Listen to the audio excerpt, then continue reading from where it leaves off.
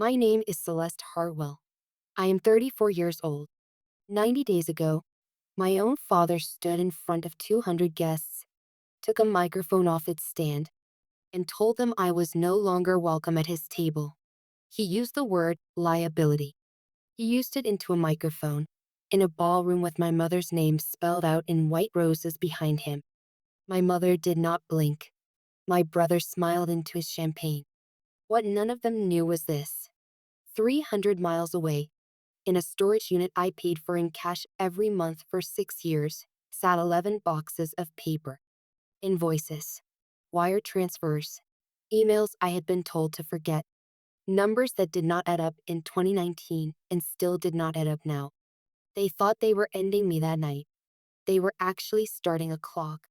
I did not raise my voice in that ballroom.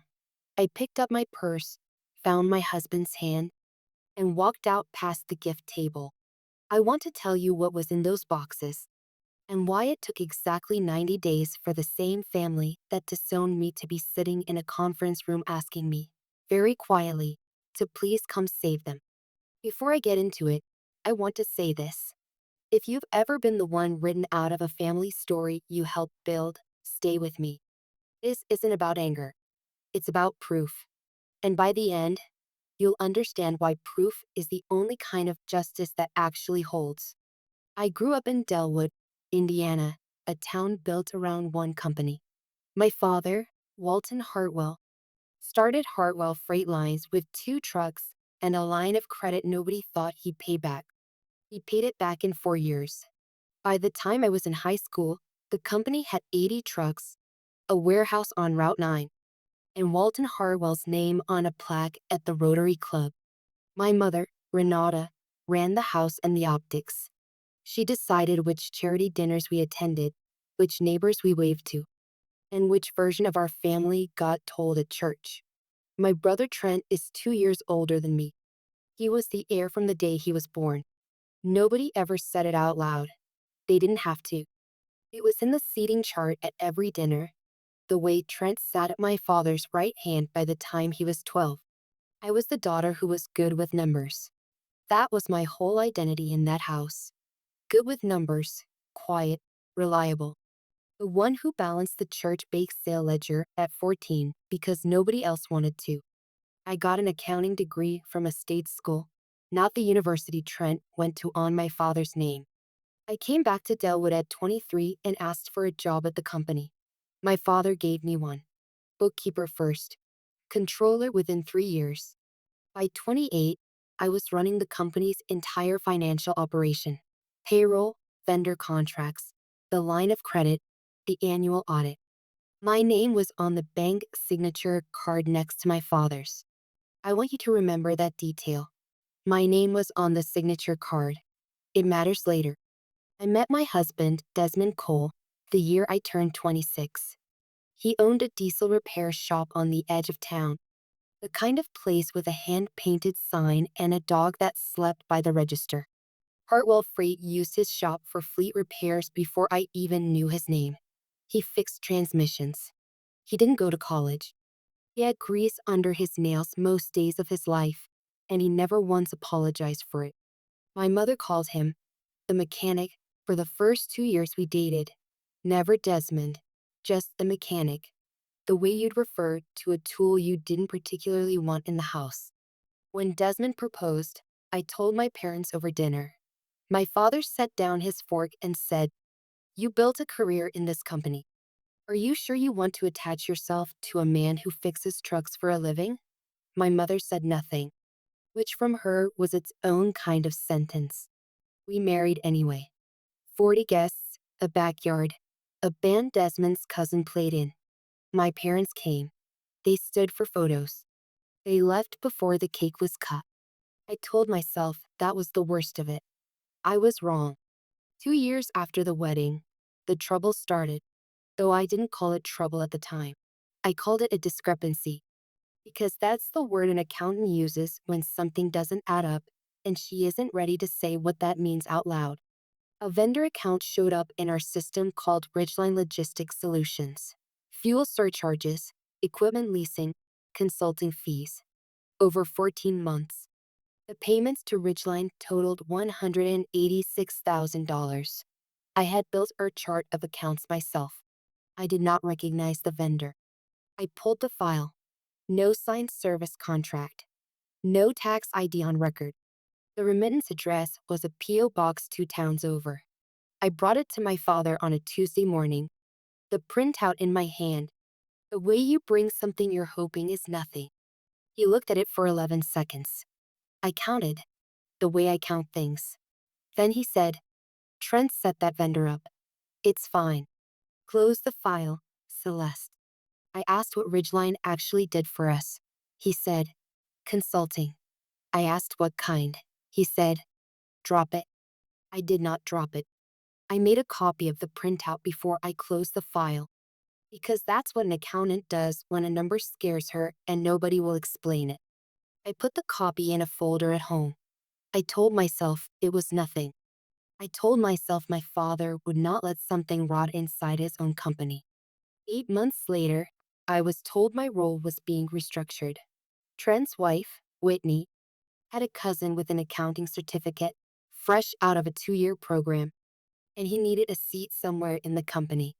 I was offered a part-time bookkeeping role at a third of my salary. My father called it making room for family to grow.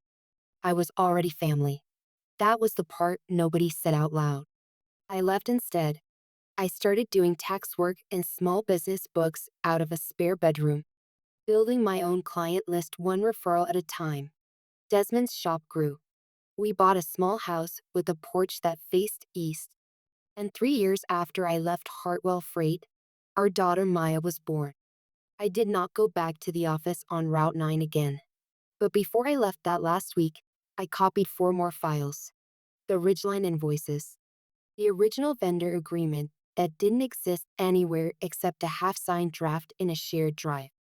A spreadsheet showing the bank reconciliation gap I'd flagged twice and been told to ignore. And an email from my father that said, in writing, let this go. Family handles family. Delete this thread when you're done reading it. I did not delete it. I printed it instead. That folder became a box. The box became 11 boxes over 6 years. Because every year I'd hear something from someone still at the company, an old vendor, a former coworker, my mother letting something slip at a holiday dinner, and I'd add to it. Not because I had a plan, because I am the kind of person who cannot throw away a number that doesn't add up. My father used to say that about me when I was a girl, half proud, half annoyed. Celeste keeps everything. He had no idea how true that would stay. This past spring, Hartwell Freight Lines turned 35 years old, and my parents decided to mark it the way they marked everything that mattered to them. Publicly, expensively, with witnesses. The party was at Cedar Hall Country Club, the same ballroom where my parents had their 40th wedding anniversary. The same ballroom where Trent's engagement party happened. The room my family used whenever they wanted an audience for something. 200 guests. Business partners, the bank's regional vice president, the mayor, half of Delwood's Rotary Club, and me, seated at table 14, near the kitchen door. The way you seat someone you've already decided doesn't matter. Desmond came with me. He wore the one good suit he owns and held my hand under the tablecloth the entire dinner. The way he always does at things like this, like he can feel the room before I say a word about it. My father gave a speech. He talked about the 2 trucks he started with. He talked about 35 years of growth. He thanked the bank's vice president, a man named Mr. Castillo by name, for believing in this family's vision. Then he said he had an announcement.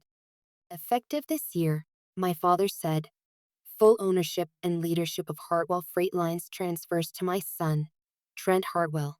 Trent has earned this. Trent has been here. Trent is the future of this family's legacy. Applause. Genuine, warm applause. Trent stood, hugged our father, raised his glass. Then my father's eyes moved down the room and landed on table 14, and the warmth in his voice went out like a switched light. And for those of you who know our family, he said, you know there's been some distance. some choices made that pulled certain people away from what we built here. He did not say my name. He did not have to. 200 faces turned toward me at once. I want to be honest tonight. Family isn't just blood. It's commitment. It's showing up. Some of us showed up for this company every single day. Others decided their personal choices mattered more than this family's name. He looked directly at Desmond's hand on the table next to mine. I won't pretend that doesn't have consequences. As of tonight, certain family members are no longer part of this company's future or its decisions. I think you all understand who I mean. Someone laughed, the nervous kind, not knowing if they were allowed to. My mother studied her wine glass. Trent did not look at me at all, which told me everything about how long he'd known this was coming. My father lifted his glass one more time. To Trent, to the future, and to the people who stayed. I did not cry. I want to be clear about that, because crying is what they expected. What would have made the moment make sense to them? The soft daughter finally breaking the way they'd always assumed she was built to break.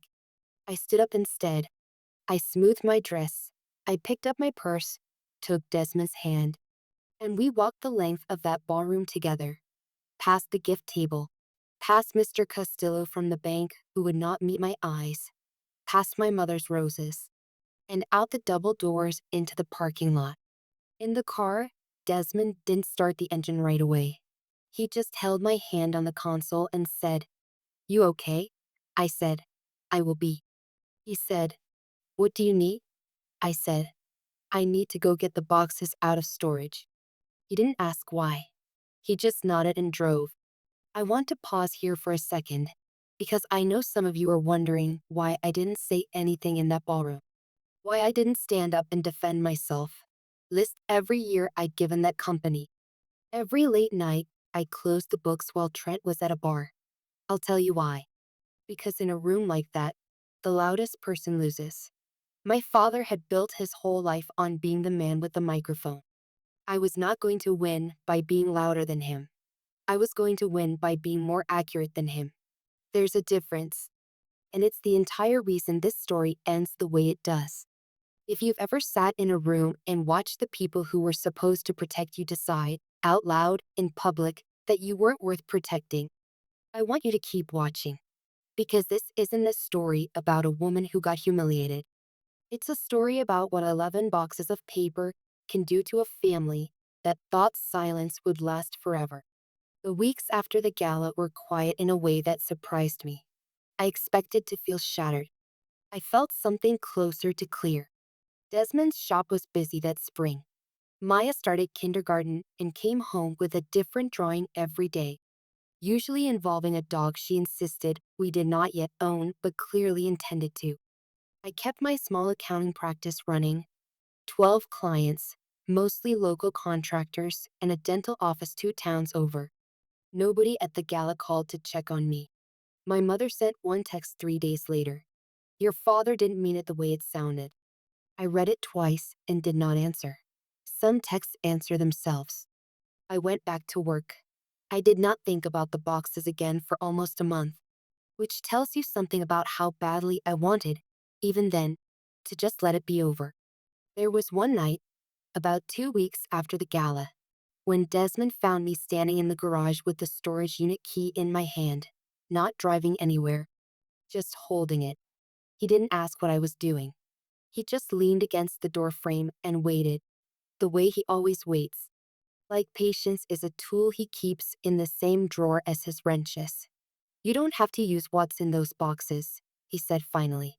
"But you also don't have to pretend you don't have them." I put the key back on its hook that night. I wasn't ready yet. I just needed to know it was still there. Maya asked me once, that same week, why Grandma and Grandpa hadn't called. I told her some grown-ups need time to remember how to say sorry. She thought about that for a second, the serious way 6-year-olds think about things, and said, "That's a long time to forget." I didn't have an answer for her that didn't sound bitter, so I just told her it was, and left it there. The first thread pulled on a Thursday in late June. Sandra Briggs called me. Sandra had been Harwell Freight's payroll clerk for 19 years, long enough to remember me as the girl who used to bring her coffee on audit week. We weren't close, but we'd always been kind to each other. The way two people are kind to each other in a building where kindness is in short supply. Celeste, she said, I probably shouldn't be calling you, but I don't know who else would understand what I'm looking at. She told me payroll had been short 2 weeks running. Not late, short. Drivers calling, asking why their checks were thin. She'd flagged it to Trent. He told her it was a timing issue with the line of credit and to stop asking questions in front of staff. Then she said the part that made me sit down at my kitchen table. There's a vendor on the books I don't recognize. Ridgeline something. Big payments going out monthly. I went to ask the new accountant about it, and he didn't even know what it was for. He just said Trent told him to keep paying it. I did not say much on that call. I thanked her. I told her to be careful, and I told her gently that if anyone ever asked her to delete records, she should say no and write down the date they asked. After I hung up, I sat at that table for a long time. Then I went out to the garage, found my keys to the storage unit, and drove the 40 minutes there in silence, with Desmond's radio still set to the country station he likes. I want to walk you through exactly what was in those boxes, because the audience for this story deserves to see the proof the same way I saw it, one page at a time. Box 1 held the original Ridgeline file from 2019, 14 months of invoices, no service contract, no tax ID, a remittance address at a P.O. box in Marion County. I'd photographed the box that the address belonged to once, years ago, out of habit. The same habit that makes me keep receipts I'll never need. The photo showed a private mailbox center, the kind that rents boxes by the month to anyone with a driver's license. Box 2 held my father's email. Let this go. Family handles family. Delete this thread when you're done reading it. Dated, time-stamped, sent from his company account. The same account the IT department backed up nightly for compliance reasons he'd insisted on himself. Ironically, years earlier. Box 3 held bank reconciliation worksheets I'd built by hand, showing a gap between recorded revenue and deposited revenue that grew every quarter I worked there. Never explained. Always waved off.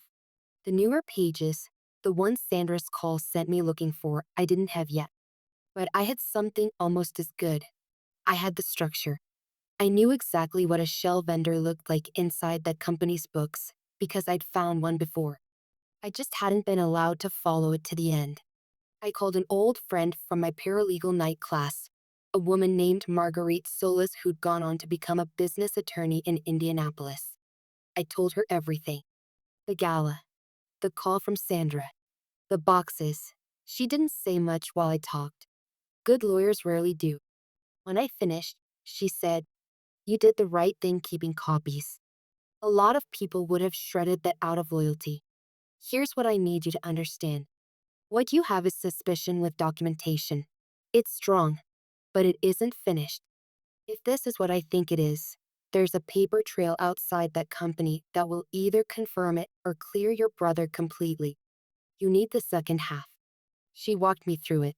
Public records on Ridgeline Logistics Solutions, the Indiana Secretary of State's business filings, would show who actually registered the company and when. If the registered agent connected to anyone inside Harwell Freight, that wasn't a vendor anymore. That was a control party.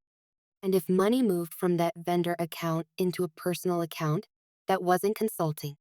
That was a diversion of company funds, the kind banks call fraud and prosecutors call a felony. I spent the next 2 weeks doing the kind of work nobody sees in a story like this, the unglamorous part. I pulled the Secretary of State filing online, $11 for a certified copy. Ridgeline Logistics Solutions LLC, registered in 2018. Registered agent, a man named Curtis Pell. I didn't recognize the name at first. Then I remembered. Curtis Pell was Whitney's cousin. The same cousin with the 2-year accounting certificate who'd replaced me at a third of my salary. I want you to sit with that for a second. the way I had to sit with it. The man hired to do my old job was also the registered agent on the shell company draining the company I used to protect. I pulled property records next. Curtis Pell had purchased a lake house in 2021. Cash, no mortgage on file. 8 months after Ridgeline's payments from Hartwell Freight crossed the $500,000 mark cumulative. A 26-year-old accounting clerk does not buy a lake house in cash on a clerk's salary. Numbers don't lie. People do. I've learned to trust the numbers first. Then I did the part that made my hands shake a little, even though I told myself it wouldn't. I requested, through Marguerite, a limited records check on Whitney Hartwell's known business filings. There it was. An LLC registered 18 months earlier under Whitney's maiden name, Birchline Holdings, with a residential address that matched Trent and Whitney's house. Wire transfer records, the kind that show up in litigation discovery later, but were already visible in a civil judgment from an unrelated small claims case Whitney had filed against a contractor, listed Birchline Holdings Bank as the same branch of Crestline National Bank that held Hartwell Freight's main accounts. I am not going to pretend I understood the full shape of it in that moment. I understood enough. Money was leaving the company through a vendor that didn't do anything, controlled by a man married into the family by marriage to a cousin, and landing somewhere that benefited my brother's household. My father had been told about the irregularity in 2019, in writing, by me, and told me in writing to delete the thread.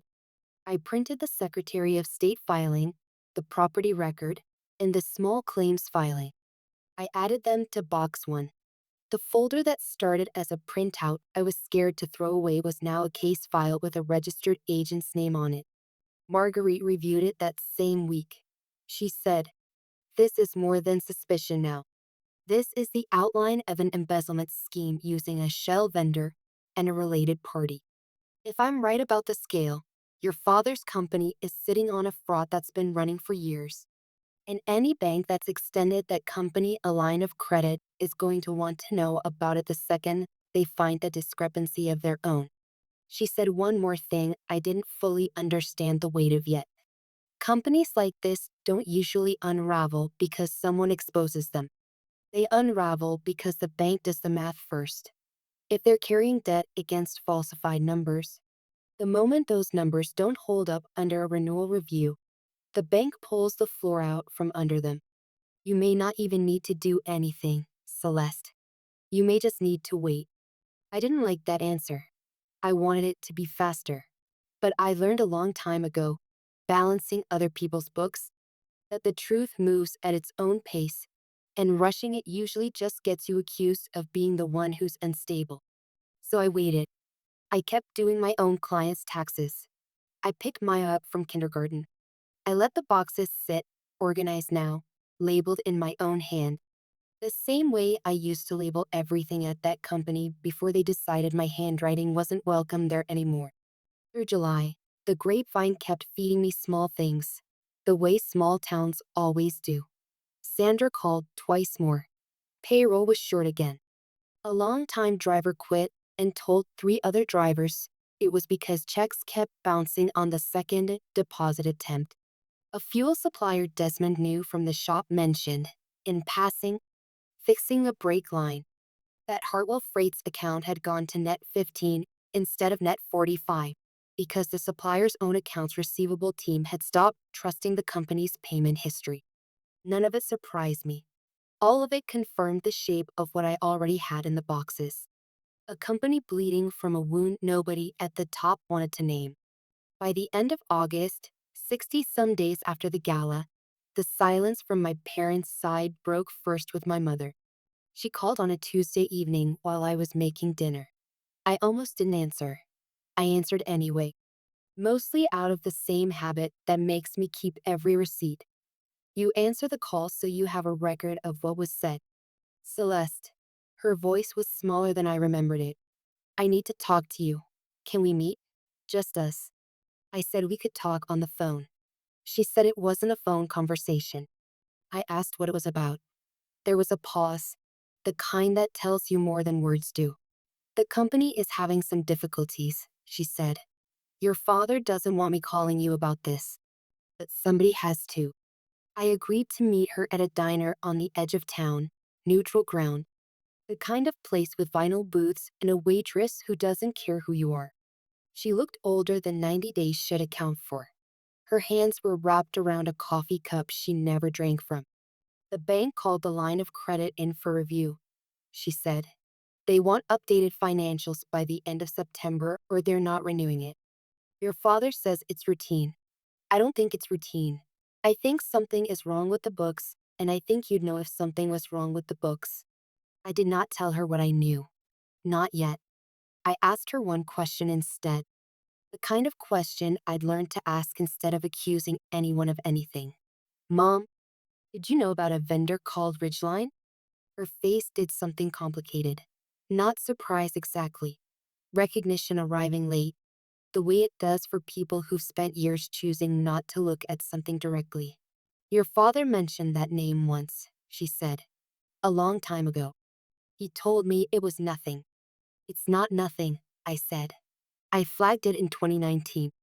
He told me to delete the email and drop it. My mother set down her coffee cup very carefully.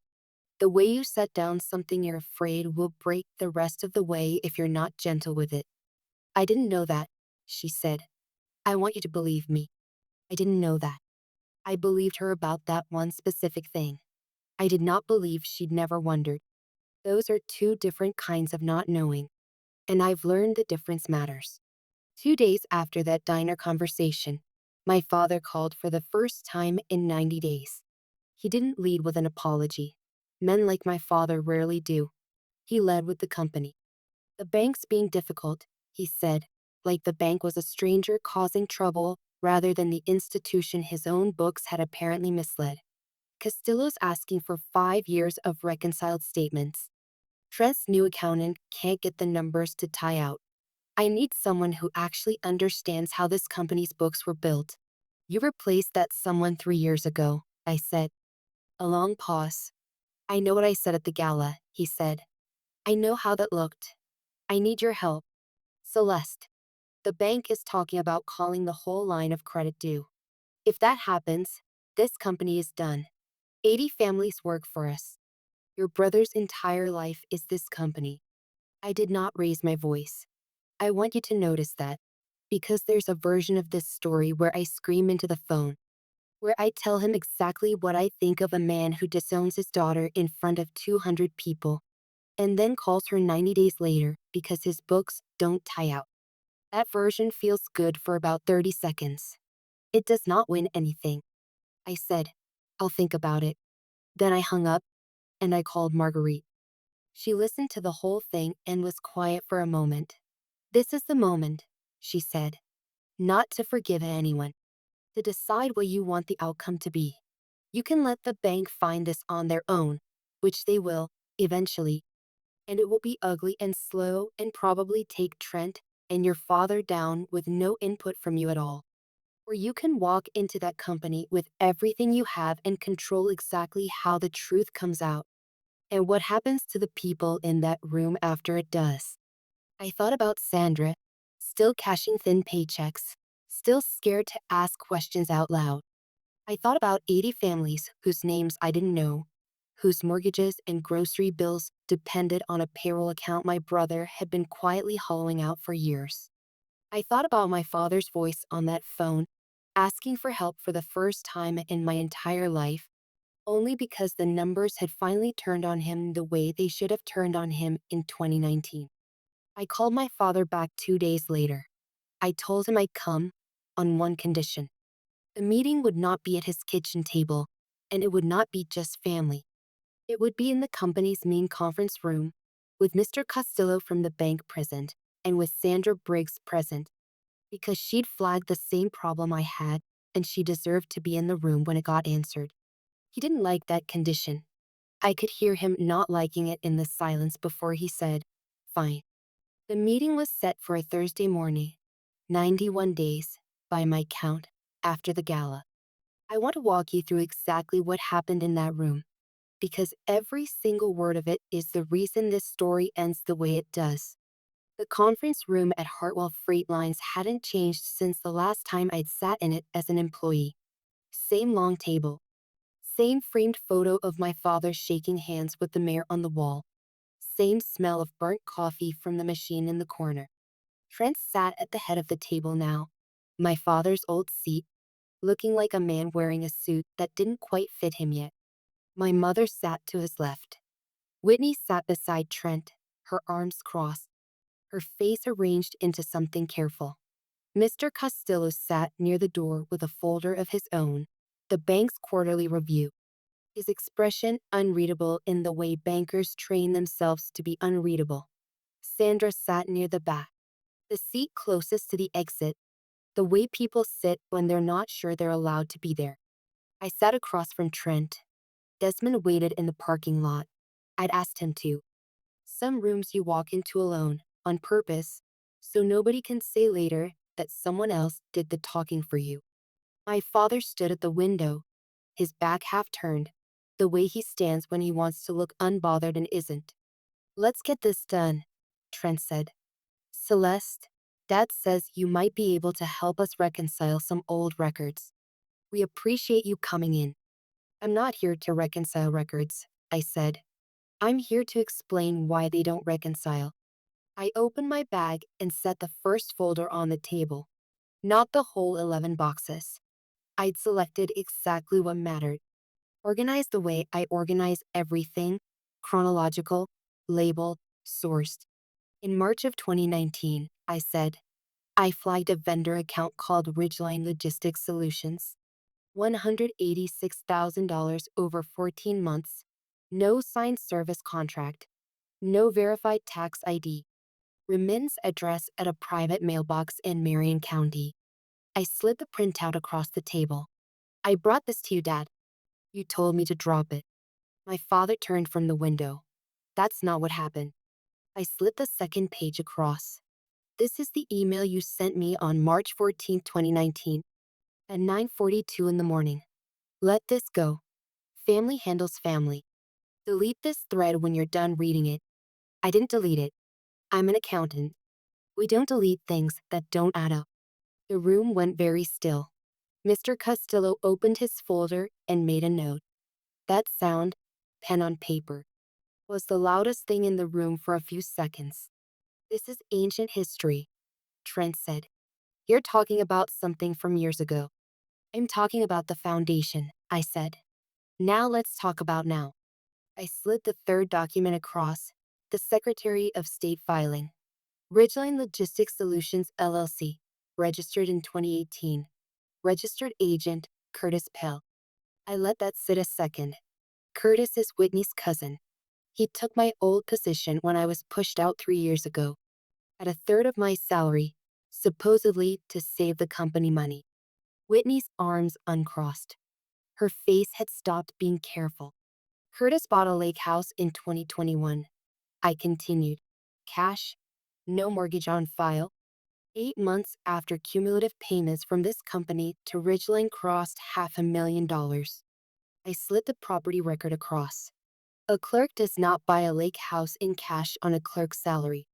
This is speculation, Trent said, but his voice had lost its certainty. It's a public record, I said. I slid the last document. The small claims filing referencing Birchline Holdings. Birchline Holdings LLC, registered 18 months ago under Whitney's maiden name, residential address matching your house. Same bank branch as this company's operating account. Crestline National. Mr. Castillo looked up from his folder for the first time. That's our branch, he said quietly, mostly to himself. I don't have the full wire transfer history, I said. I don't need it to know what this looks like. It looks like a vendor that doesn't do anything, set up by a relative, paying out company funds that end up benefiting this household.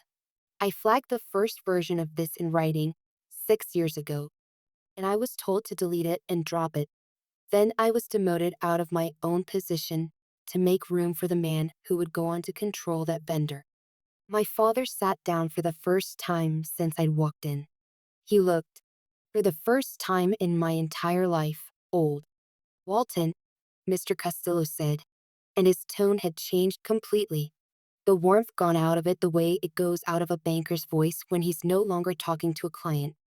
The bank is going to need a forensic accounting of every transaction tied to Ridgeline Logistics and Birchline Holdings before we can discuss renewing anything. I have to be honest with you. Depending on what that review finds, this may move beyond a lending decision. What does that mean? My mother said, very quietly. It means, Marguerite said, stepping forward from where she'd been seated by the door, that diverting company funds through a shell vendor to benefit a family member is not a financial restructuring issue. It's a fraud issue. Depending on the scale, it can be a criminal referral. Trent stood up so fast his chair scraped against the floor. The same sound, I noted, that seemed to happen in every confrontation, in every family like ours. The sound of someone standing because sitting had stopped feeling like power. You don't get to do this, he said to me. You weren't here. You left. I didn't leave, I said. I was replaced by the man laundering your money. He had nothing for that. I watched him search for something, the way I'd watched my father search for something at the gala and find only volume. And Trent found nothing at all.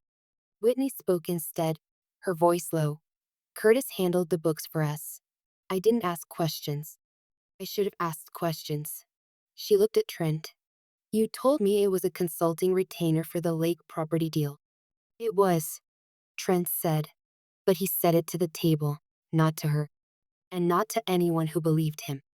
My father finally spoke, and his voice had none of the gala in it, none of the microphone, none of the man who decided in front of 200 people who counted as family. I should have let you finish what you started in 2019, he said. He was not looking at me when he said it. He was looking at the printout of his own email.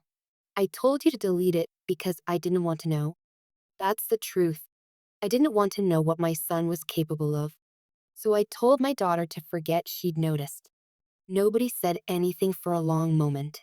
Sandra, in the back of the room, had her hand pressed flat against her own folder, the one with the thin payroll printouts she'd been afraid to bring up the chain for months. I am going to pause the story here for a second, because I think this is the part some of you are waiting for. The part where I tell you I stood up and destroyed all of them, took the company, took everything, and walked out the way they'd walked out on me. That is not what happened, and I want to tell you why. Because I think the why matters more than the moment itself. I didn't come into that room for revenge. I came in with proof. Those are different engines. Revenge wants someone to lose everything. Proof just wants the truth to finally outweigh the lie. By the time I finished laying those documents on the table, the lie was already losing. I didn't need to add cruelty to a collapse that was already happening on its own weight. So here is what I said instead. And I said it the way I read a balance sheet to a client, calm, complete, no theater in it. Here's what I'm willing to do, I said. I'll provide everything I have to the bank's forensic review, and I'll consult on rebuilding the company's books from the ground up, the way I should have been allowed to finish doing 6 years ago. I'll do that for the 80 families who work here, because none of them did anything to deserve what's coming if this company collapses. I looked at my father. I want in writing. This time, notarized, not spoken at a gala in front of 200 people. Full reinstatement as an equal partner in this company, with actual signing authority. The kind my name used to have on that bank card before somebody decided my marriage made me unfit to hold it. I looked at Trent. You step back from any financial authority, effective today. Whatever restitution the bank in Curtis Pell's situation requires, you cooperate with fully. What happens to Curtis is between him and the bank's fraud division. That's not my fight to finish for you. I looked at Mr. Castillo. And I want the forensic review to go through an independent firm, not anyone this family has a relationship with. Mr. Castillo nodded slowly. That's exactly what we'd require regardless, he said. My father looked at me for a long moment. Something in his face had changed since the gala, since the version of him that stood at a microphone and decided, in front of an audience. that I cost him nothing to lose. "Why would you do any of this for us?" he said. "After what I did to you in that ballroom." "I'm not doing it for you," I said. "I'm doing it because I built half of what's in this building. And I'm not going to let it die because a man I trusted told me to delete the truth 6 years ago." "You get to keep your company, Dad. You don't get to keep pretending you didn't know." The room emptied out slowly after that, the way rooms do after something irreversible has been said in them. Mr. Castillo shook my hand on his way out and said, quietly, "I wish more clients brought me their own paper trail instead of waiting for us to find it ourselves." Sandra hugged me in the hallway and cried for both of us. The kind of crying that happens when fear finally has somewhere safe to go. Trent didn't speak to me on his way out. Whitney did, just one sentence, in the parking lot, with Desmond standing a few feet away pretending not to listen. "I'm sorry," she said. "Not for you. For not asking questions I should have asked a long time ago.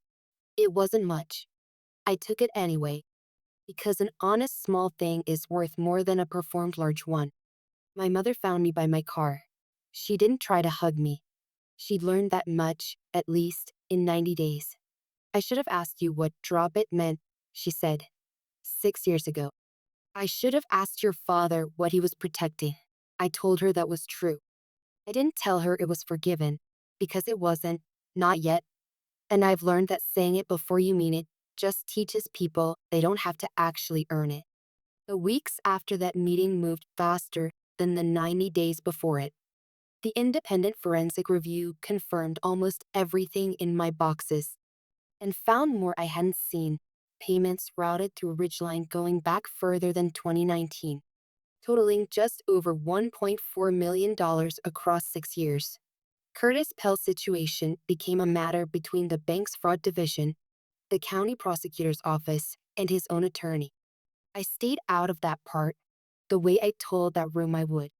Some consequences aren't mine to deliver. They just need the truth to exist for the system to do its own work. Trent resigned from any officer role at the company in October. He still works there, in operations, doing the part of the job that involves trucks and routes instead of money. Whether that's penance or just the only thing he knows how to do, I haven't decided yet. And I'm not sure it's mine to decide. My father had the partnership agreement notarized in November. My name beside his on every account, every signature card, every filing, the way it should have been all along. He didn't make a speech about it. There was no ballroom, no microphone, no 200 guests. Just a lawyer's office, a stack of paper, and his hand shaking slightly when he signed his half. "I should have done this 6 years ago," he said after, in the parking lot. The same kind of quiet apology my mother had offered, instead of deleting an email. "You should have," I agreed. I didn't soften it. I've learned that softening the truth is exactly the habit that let a $1.4 million hole grow inside a family business for 6 years. I'm not interested in that habit anymore. I want to tell you what's true now. 90 days past the gala that was supposed to end me. I am a full partner in Harwell Freight Lines, with the authority I should have always had. Sandra Briggs got a raise and a formal compliance role nobody can talk her out of using. 80 families still have a payroll that clears on time.